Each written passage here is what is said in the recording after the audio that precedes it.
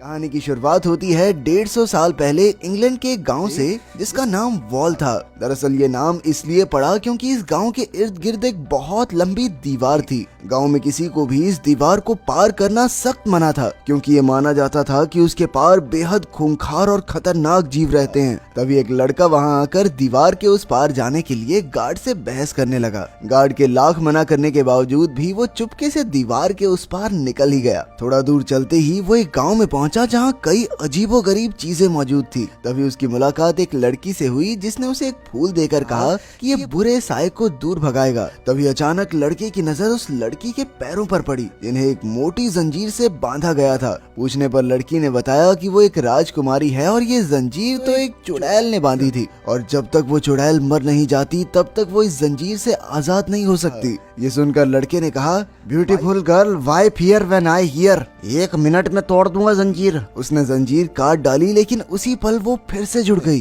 खैर, इसके बाद उन दोनों ने मजे से वो शाम साथ गुजारी और बाद में लड़का वापस अपने घर लौट आया। इस घटना के ठीक 9 महीने बाद दीवार का गार्ड उस लड़के के घर आया और उसे एक टोकरी दी जिसके अंदर एक बच्चा मौजूद था। असल में ये बच्चा उसे राजकुमारी से हुआ था। उस आदमी ने बच्चे का नाम ट्रिस्टन रखा। इसी तरह देखते देखते कई साल गुजरे और ट्रिस्टन अब 18 साल का हो गया। ट्रिस्टन विक्टोरिया नाम की एक लड़की को दिलो जान से चाहता था, लेकिन विक्टोरिया को उसमें कोई खास दिलचस्पी नहीं थी। इसके बाद हम उसी जादुई गांव को देखते हैं जहां का राजा अपनी आखिरी सांसें गिन रहा था। राजा के बेटे गद्दी के लिए एक दूसरे के खून के प्यासे थे, इसलिए मरने से पहले राजा ने अपने गले का लॉकेट निकाला जिसमें एक हीरा था। उसने कहा कि जिसके छूते ही ये हीरा एक लाल रूबी में बदल जाएगा, वही यहाँ का राजा बनने का हकदार होगा। उसी पल वो लॉकेट आसमान में उड़कर एक तारे से टकरा गया। जैसे ही वो वापस गांव में गिरा तो उसे गिरते हुए ट्रिस्टन और विक्टोरिया भी देख रहे थे। ट्रिस्टन ने कहा, विक्टोरिया डार्लिंग, अगर मैं तुम्हारे लिए ये टूटा हुआ तारा ले आऊं तो क्या तुम मेरी परमानेंट गर्लफ्रेंड माने वाइफ बनोगी? विक्टोरिया ने भी हंसकर हाँ कह दी और अपने घर लौट आई। अब हमारा प्यार का मारा ट्रिस्टन सीधा दीवार के पास पहुंचा, लेकिन गार्ड ने उसे पीट कर भगा दिया। तभी उसे पता चला कि उसके पिता ने भी 18 साल पहले ये दीवार पार की थी। जब वो घर पहुंचा तो उसने इस बारे में अपने पिता से पूछा और उन्होंने बताया कि दीवार के उस पार तुम्हारी माँ भी रहती है। ये सुनकर ट्रिस्टन काफी खुश हुआ। इसके बाद उन्होंने उसे एक खत दिया जो 18 साल पहले उसकी माँ ने भेजा था। उस खत के साथ एक मोमबत्ती भी थी। उसकी माँ ने लिखा था कि इसके सहारे वो उस दुनिया में आकर अपनी माँ से मिल सकता है। मोमबत्ती को जलाते हुए ट्रिस्टन ने उसी तारे के बारे में सोचा और पलक झपकते ही वहाँ पहुँच भी गया। लेकिन वहाँ कोई तारा नहीं बल्कि एक लड़की थी जिसके गले में वही हीरे का लॉकेट था जो राजा ने मरने से पहले छोड़ा था। फिर उस लड़की ने कहा कि उसका नाम वेन है और वो असल में एक टूटा हुआ तारा है। ये सुनते ही ट्रिस्टन ने उसे कैद कर लिया और कहा कि वो उसे विक्टोरिया को तोहफे में देगा और फिर बाद में अपनी मोमबत्ती के जरिए वापस घर भेज देगा। जैसे तैसे वेन उसके साथ जाने को राजी हो गई।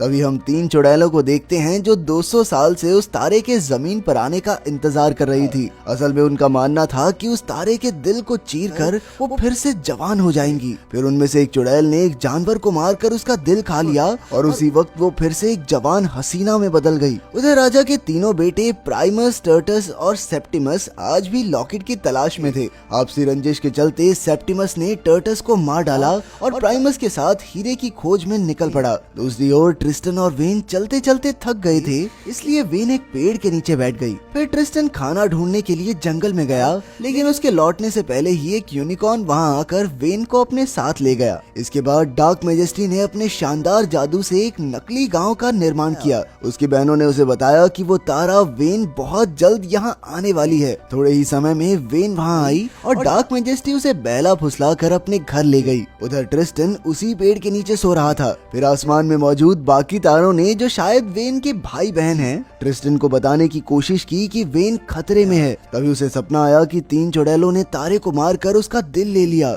जैसे ही उसकी आंख खुली तो उसे प्राइमस दिखाई दिया। प्राइमस ने उसे अपने तांगे में लिफ्ट तो दे दी, लेकिन ज्यादा बारिश होने की वजह से उन्हें गांव में रुकना पड़ा। ये वही गांव था जो उस चुड़ैल ने अपने जादू से बनाया था। डार्क मैजेस्टी मेजेस्टी वेन को मारने ही वाली थी, लेकिन तभी प्राइमस वहाँ आ गया, जिसके बाद उसने सोचा कि पहले इसको रास्ते से हटाती हूँ, उसके बाद मारूंगी। तभी एक खूबसूरत लड़की प्राइमस के पास शराब लेकर आई, लेकिन प्राइमस ठहरा सख्त लौंडा तो उसने शराब पीने से साफ मना कर दिया। इसके बाद वो ग्लास लेकर ट्रिस्टन के पास पहुंची, लेकिन जैसे ही ट्रिस्टन उसे पीने वाला था तभी उस यूनिकॉर्न ने आकर उसके हाथ से ग्लास गिरा दिया। इससे ट्रिस्टन को एहसास हुआ कि वेन जरूर आसपास ही मौजूद है। वो तुरंत उस घर की तरफ दौड़ा, लेकिन वहाँ जाकर उसने देखा कि डार्क मेजेस्टी ने प्रिमस को मार डाला था। फिर वो वेन को मारने के लिए आगे बढ़ी, लेकिन ऐन वक्त पर ट्रिस्टन ने अपनी मोमबत्ती जलाई और वो दोनों गायब होकर एक बादल में अटक गए। असल में वो मोमबत्ती उसका इस्तेमाल करने वाले को उसी जगह ले जाती थी जिसके बारे में वो सोच रहा होता था, लेकिन क्योंकि वो दोनों अपने अपने घर के बारे में सोच रहे थे,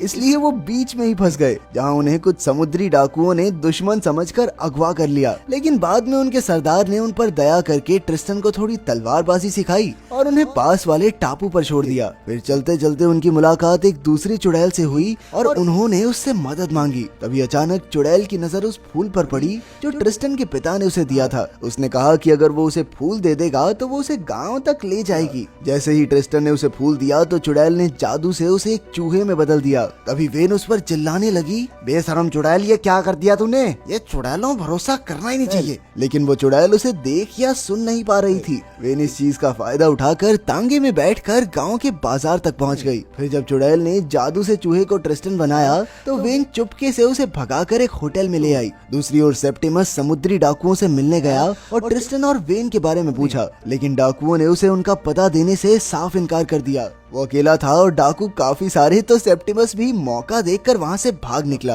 अब वो गांव की तरफ बढ़ रहा था और दूसरी ओर डार्क मेजेस्टी भी वहाँ आने वाली थी। इतने समय तक उसके साथ रहकर वेन मन ही मन में ट्रिस्टन को चाहने लगी थी। इसी तरह रात गुजर गई और सुबह होते ही ट्रिस्टन वेन के कुछ बाल काटकर विक्टोरिया को देने के लिए निकल गया, लेकिन तभी उसने देखा कि वो बाल चमकते हुए पाउडर में बदल गए थे। वो समझ चुका था कि वेन जादुई दुनिया को छोड़कर दीवार के इस पार आएगी तो मारी जाएगी। अब वो तुरंत वेन की ओर भागने लगा, लेकिन दूसरी ओर वेन नींद से उठकर होटल से निकल चुकी थी। वो गांव की दीवार के उस पार जाने ही वाली थी कि ऐन वक्त पर ट्रिस्टन की माँ ने वहां आकर उसे बताया कि अगर उसने दीवार पार की तो वो एक पत्थर में बदल जाएगी। तभी डार्क मेजेस्टी भी वहां आ गई और उसने उस चुड़ैल को मार डाला जो उसकी बहन थी। उसके मरते ही ट्रिस्टन की माँ बेड़ियों से आजाद हो गई, लेकिन अब डार्क मेजेस्टी उसे और वेन को पकड़कर अपने महल में ले आई। कुछ ही पलों में ट्रिस्टन दीवार के पास पहुंचा और उसने गार्ड से वेन के बारे में पूछा, जिसने उसे बताया कि एक काले कपड़ों वाली औरत दो औरतों को पकड़कर अपने साथ ले गई है।